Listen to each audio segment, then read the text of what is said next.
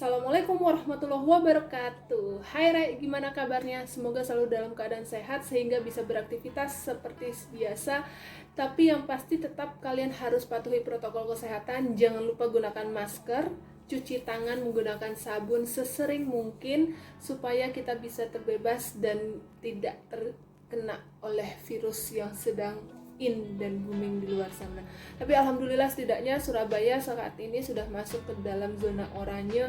Meskipun mungkin ada beberapa di antara kalian yang tidak percaya dengan angka-angka yang dimunculkan oleh pihak sana, tapi yang pasti zona oranye itu kalau bagi saya memberikan efek psikologis yang luar biasa.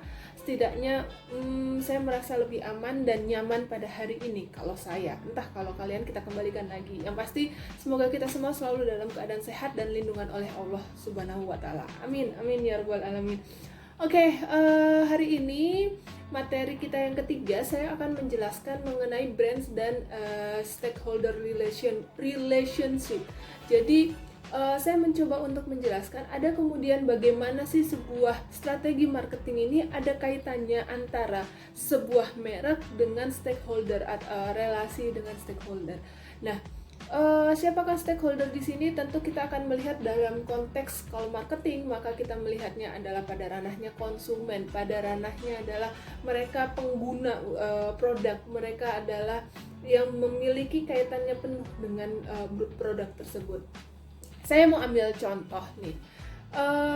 Kalau saya bicara tempat ngopi yang apa ya namanya, tempat ngopi yang harganya cukup mahal, yang harganya cukup elit, tempatnya elit, sehingga kalau kita ngopi di sana kita akan mendapatkan prestis yang luar biasa.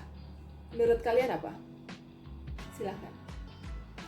Oke, kalau ada yang nyebutin Starbucks, kalau ada yang nyebutin Excelso, atau ada yang nyebutin Coffee Bean, atau apalagi ya, entah. Mungkin di antara kalian akan menjawab seperti itu. Nah, itu adalah salah satu bagian dari stakeholder relationship, karena apa yang saya sebutkan tadi yang kemudian bisa meningkatkan nilai-nilai harga diri, bisa kemudian menimbulkan status ekonomi dan sebagainya dan seterusnya, maka itu adalah bagian yang disebut dengan stakeholder relationship. Nah, tapi kemudian kalau saya mencoba untuk melihat, nanti akan saya putarkan sebuah video, saya akan berikan link sebuah video di mana kalian harus melihat dari video tersebut. Ketika kita melihat, ketika kita mendengar akan sesuatu hal, maka kita akan langsung di bawah alam sadar kita, maka kita akan langsung menyebutkan brand tersebut. Sama halnya dengan kalau saya bicara mau minum air putih, mungkin kalian ketika pergi ke swalayan ataupun ke warung dan sebagainya, kalian akan menyebutkannya Aqua. Meskipun hari ini sebagian besar juga sudah mulai teredukasi, terliterasi akan menyebutkannya adalah air mineral. Itu. Nah, padahal kalau kita bicara air mineral itu kan sangat banyak. Ada Cleo, ada Le Mineral dan sebagainya. Nah, ini yang kemudian kita mencoba bagaimana penanaman nilai, penanaman sebuah merek dari sebuah produk itu akan tertanam terus di dalam pikiran kita. Sama halnya dengan Indomie, atau kemudian bicaranya kalau dulu tuh Honda itu adalah sepeda motor untuk beberapa nenek-nenek ataupun kakek-kakek kita yang di kampung sana, mereka akan menyebutkannya itu adalah Honda. Nah, ini yang mencoba bagaimana sih strategi for building brand relationship itu adalah by responden dari konsumen kita, dari yang kemudian kita mencoba untuk lihatnya adalah sebuah pandangan masyarakat mengenai apa sih mengenai produk kita.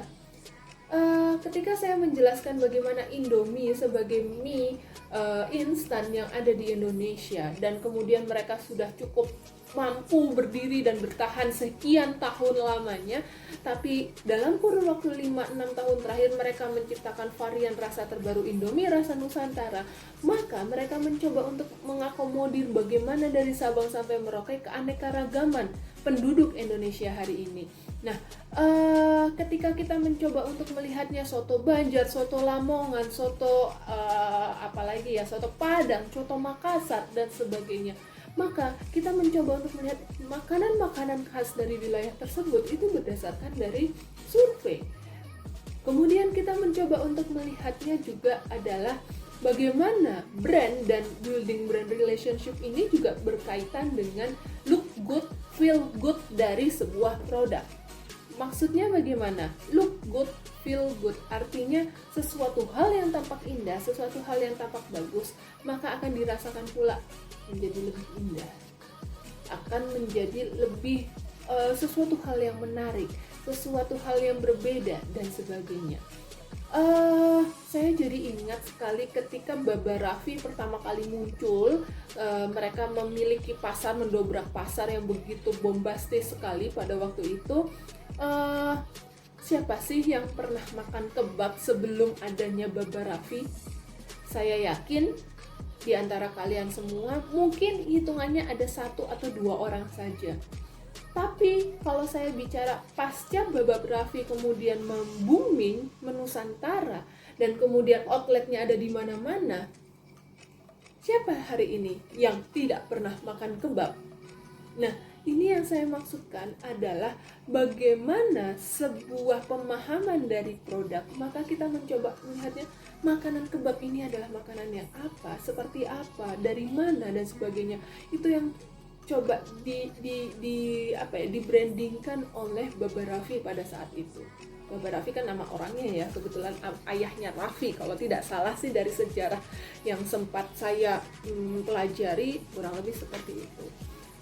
Nah, mencoba untuk bagaimana yang poin selanjutnya adalah ketika kita mencoba memahami stakeholder relationship, yang pertama adalah kita tentukan dulu siapa target audiens kita, dari mana kemudian latar belakang mereka, seperti apa konsumsi akan sebuah barang oleh mereka, dan bagaimana sih bisa dibilang itu persaingan yang ada di luar sana dan sebagainya dan seterusnya. Kalau tadi saya menyampaikan ketika Starbucks, Exolso, atau kemudian Coffee Bean, atau hari ini kita mulai muncul Kulo, terus kemudian Janji Jiwa, terus kemudian apalagi ya, banyak lah ya kopi-kopi sejenis yang lainnya.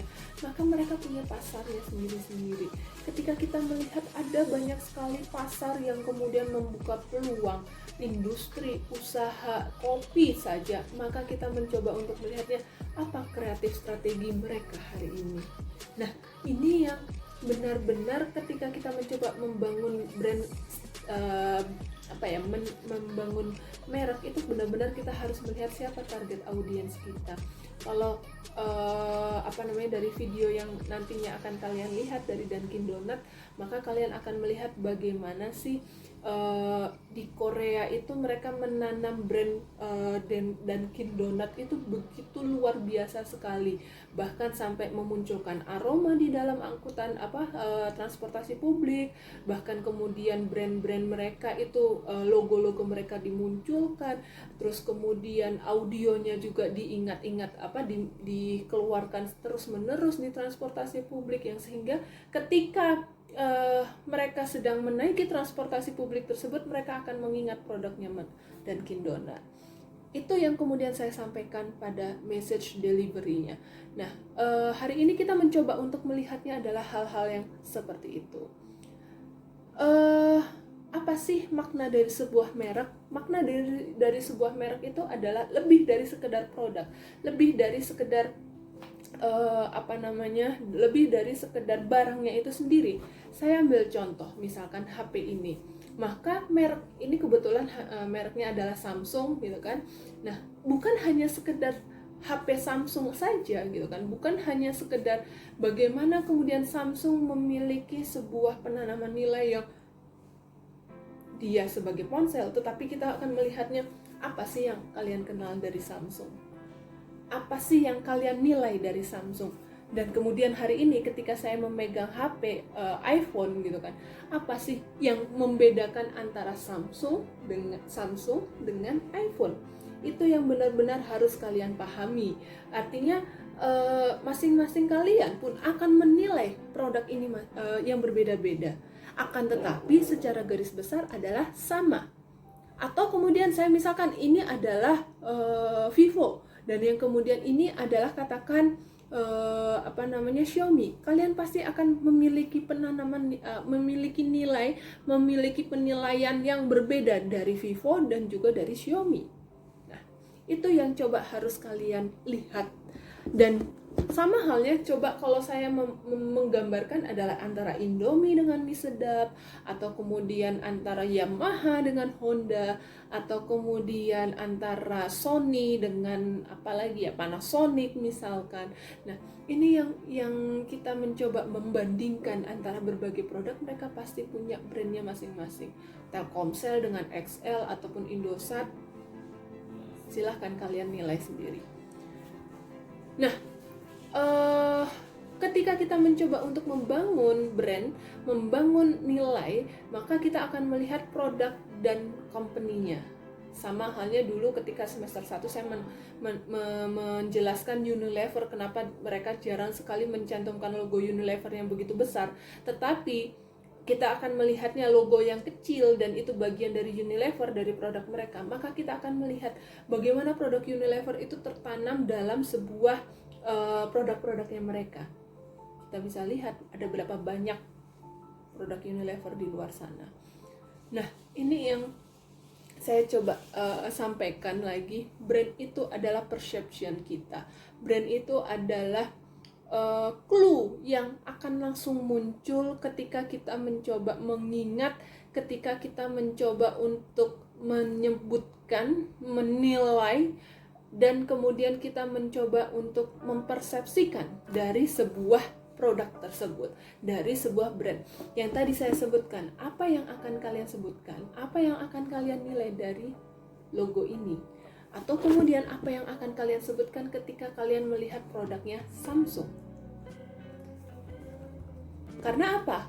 Dari mana kalian menilai dua ini?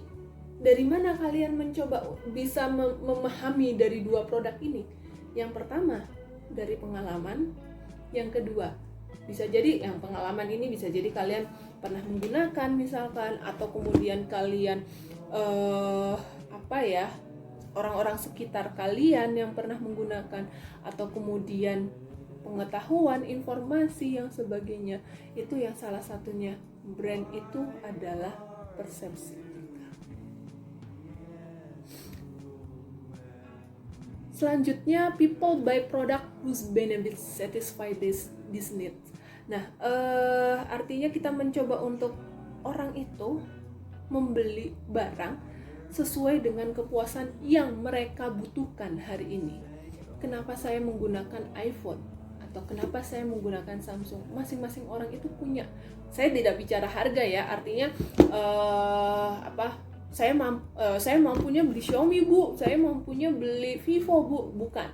Tetapi kita juga melihatnya, andekan nih sama-sama kita punya uang 3 juta, HP apa yang mau kita beli? Vivo kah, Xiaomi kah misalkan. Kita punya uang 10 juta, HP apa yang mau kita beli? Kita dengan penghasilan sekian, katakan kita mau beli kendaraan motor, kenapa kita lebih memilih Honda? Kenapa kita memilih Yamaha misalkan? Itu yang artinya kita punya pengalaman. Oh, aku pakai Honda itu karena gini. Oh, aku pakai kamera Canon deh, atau aku pakai kamera Nikon deh, karena aku akan lebih, kalau cahayanya Nikon karena aku lebih banyak fotonya di luar gitu. Sehingga kalau pakai Nikon cahayanya itu akan jauh lebih terang, jauh lebih tajam dan sebagainya. Itu kan bisa saja. Atau kemudian entah apalah yang kemudian saya mengatakan aku lebih suka pakai Canon karena pemakaiannya lebih gampang, aku juga nggak jago-jago banget, Canon jauh lebih mudah, tidak rumit seperti penggunaan Nikon misalkan. Itu kan bisa saja. Nah, masing-masing orang ini punya keputusannya sendiri-sendiri. Nah, ini yang saya coba gambarkan dalam bagaimana sih sebuah brand itu akhirnya memang benar-benar saling bersaing. Mereka saling memiliki kekuatannya masing-masing. Nah,